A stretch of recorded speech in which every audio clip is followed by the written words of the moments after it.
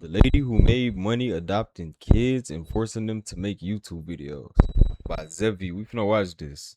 I've never heard this shit. And if you thought Joe Jackson was bad, let me introduce you to someone much, much worse. Meet Michelle Hobson, a woman who adopted 7 children so she could turn them into YouTube stars so she could then exploit money off them. And oh, she was pure evil. Step 1 of her plan: adopt kids with behavioral issues. So if any complaints ever come up, she could just say, oh, these kids have behavioral issues. Step 2, make money from the government. Because if you adopt kids with special needs or behavioral issues, you get extra cash. So she said, cool, I'm ranking in the dough. Step 3, now this I hope they send her ass to jail.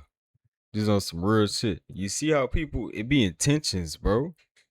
It be intentions for real.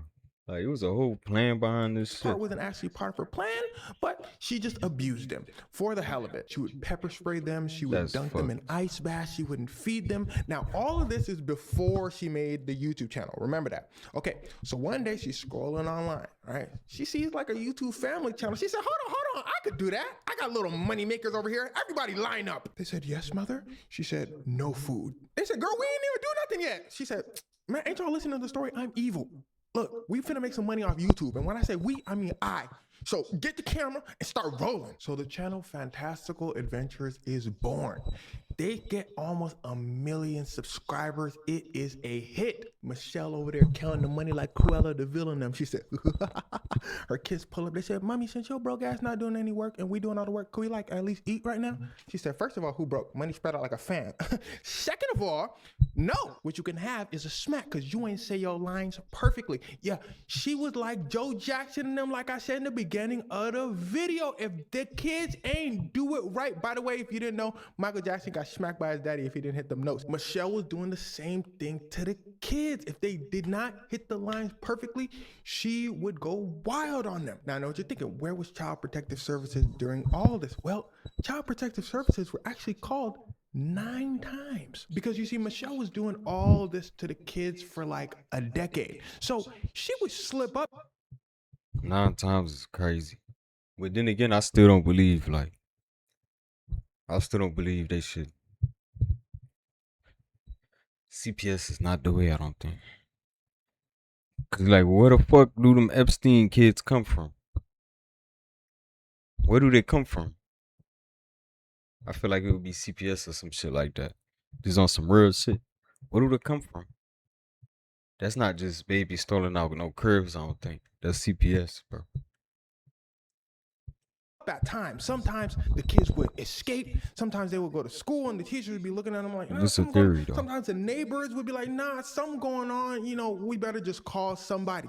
Child Protective Services will pull up to the crib, and then they will write a report saying they couldn't find anything wrong. Now, here's where things start to get wicked because there are 2 villains in this story. Of course, Michelle and Real Child like Protective foster care type Services shit. in Maricopa, Arizona, where all this was That happening. too, like because, real. like I just said, 9 times, and that's But not all of them can find like a foster care.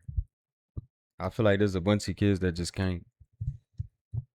a lot of times. Now, People be doing shit for the aesthetics.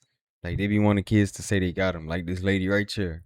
But whole time behind closed doors is they not taking care of them babies. one of these instances, the police were involved. They pulled up because one of her kids escaped the house, no clothes. He's running down the street. The police pick him up. He said, don't bring me back there. He started telling the police all that's going on. The police said, what? Man, come on, let's pull up to the crib. Police pull up to the crib. They said, Michelle, what's going on? Michelle said, nah, this is one of my kids. They got behavioral issues. The police said, oh, all right. The kids in the background going, help us, help us. The police said, that's suspicious. Michelle, what's going on? Michelle said, don't worry about the little urchins. I mean, chilling. They all got behavior issues. The police said, that makes sense. The police go back to the station. They said, Now, that was pretty wild. I'm not going to lie. So let's file a report at the very least. The police file a report, but they don't file it as a criminal report. It's still filed under Child Protective Services. the Child Protective Services that have not done anything, and this time was like time number 6. They hadn't done anything on 6 other occasions. The police said, okay, they didn't do anything on all like these that occasions. football Let's player file it with Michael them Orr. again. He said himself the Blind Side movie painted a narrative that wasn't that much true about his adopters. Real shit. Like, they probably put him through some bullshit. For real. I could imagine what he went through. Just like bare minimum shit, bro. It should be fucked up. Maybe this time they're going to do something. Child Protective Services said, we'll take it from here. Michelle, you do something? She said, nah. They said, all right. It gets to a point where Michelle pulls the kids out of school so they can make YouTube videos full time. Money-making machines. And plus, those pesky teachers keep calling Child Protective Services because I don't brush my kids' teeth, so the teachers falling out and all that. Child Protective Services said, you go, girl. She said, blessings. Now, here's where things start to get wickeder, because there's something I forgot to tell you. You see, Michelle had other kids, biological kids who were older, and you're going to see why they're in jumpsuits in a moment. But besides these 2 kids, she also had 2 biological daughters. Now, her 2 biological sons would pop up in the videos. They would always play the robber in the Fantastical Adventure series. By the way, that's what her YouTube channel is named. It's taken down now, but it was called Fantastical Adventures. They would play the robbers. Okay, 2 girls didn't really fully know much about what's going on, it seems, but they called Child Protective Services when they were suspicious. They was part of the 9. Bro, if her daughters is calling CPS on it, come on now. They probably ain't say they knew that much because they want their mama to get in trouble. But if they calling CPS, there's something wrong. Most deaf. 9 times of Child Protective something Services wrong. called. That's important because every time they would call Child Protective Services, something weird would happen. Whenever they got back to their mom would pull up to them and be like, oh, so you call Child Protective Services, huh? They'd be like, how'd you know that? Because before Child Protective Services ever got there, their mom would be aware. So listen closely. Somebody in Child Protective Services was tipping off the mom, Michelle, telling her, oh, look, your daughters pulled up. They came over. They're complaining about you. So we're going to have to send somebody over. Make sure you get everything all cleaned up. Make sure you get everything all right. But see, this is what led to Michelle's downfall. Her hubris was too great. Because remember, she always gets a call from Child Protective Services. Well, one day, one of Michelle's biological daughters takes one of the adopted kids to go to the dentist because they don't be brushing their teeth. Now, Michelle usually takes them herself, but this time she told one of her daughters to do it. As Michelle's daughter is driving back, one of the little kids, the adopted kid, just opens up, says, yo, I cannot go back there. Michelle be tripping. The daughter said, yo, what you mean? Now, we're going to separate the names. We're going to call the biological daughter Orange, and we're going to call the adoptive daughter Child. Okay, so Orange says to Child, yo, what do you mean? Michelle be tripping? Child says, look at me. Look at me. Does it look like I've eaten in days? You come on, bro. Orange says, that is true. So Orange pulls off to the side. She starts recording Child. Child explains everything that's going on. This time, Orange says, okay, I got some for Michelle. I got some for Mama. Orange drives them to the police department, says, look at this video. Y'all better not say we capping. Y'all better not say nothing. Look at his style. Real. She ain't eating. Y'all better do something about this. Now, luckily, these officers decided to do something about it. So they pull up to the crib immediately. And remember Michelle's hubris. She's over there chilling, saying, man, before anything goes down, I'm finna get a call, this and that. But ain't no call this time because Child Protective Services weren't called.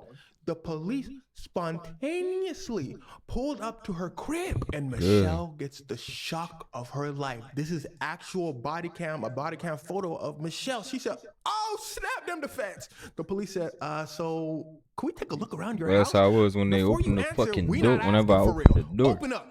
Boom, they crashed. What did I do? They start looking through the crib. It is a mess. Michelle had no time to clean up. Them kids don't got no clothes. They don't got no food. They out there starving. The police look at Michelle. They said, nah, you really tripping for real, huh? Michelle said, nah, they like to do that. They like to, all right, just give me the handcuffs. And the actual body cam footage is really sad because one of the officers goes to the kids and says, look, why don't you grab a snack while we talk to your mom and all that? And the kid starts freaking out, saying, no, I can't grab a snack. Like, I'm gonna get hurt. The officer's like, no, I'm here now. I love you. You can get a snack. The kid says, she's gonna smell it on my breath. I can't do it. That just goes to show you how long far she was fucking taking it too. Like, kids had to deal with this monster. They were with her for like a decade dealing with this. He talking about, I don't want her to smell it on my breath. The officer is like, damn, bro. And then we got the jumpsuit boys, Dumb and Dumber. They said, man, we going to jail too? The police said, man, y'all ain't reporting Nathan. Put your hands behind your back. The police believe the boys knew about all that was going on, but they couldn't quite prove it in court. So they dropped the charges on the two boys. And the charges were the boys knew everything that was going on. But they're going to get their get back in a moment. Now, Michelle, they said, girl, we're going to give you the book. 30 counts of child abuse. Michelle said, nah, it's not my fault. They said, who faulted it? She said, it's never. They said, Michelle. She said, hold on, I'm thinking it's not my fault. I can't think of an answer in time. Then that was basically Michelle. Like, you can hear it in her jail phone calls and all that. She talking to her dad. She like, man, I don't know what's going on. It ain't my fault. Like, it's them kids and it's them my daughter. Why she snitch on me? All that. Like, she tripping. But Michelle dies. Yeah, while she was awaiting her trial, she had a stroke or some head trauma related, and well, she just died. Excuse the laughter, but hell, karma. She gone. The brother said, R.I.P. mama, Karma. but charges dropped.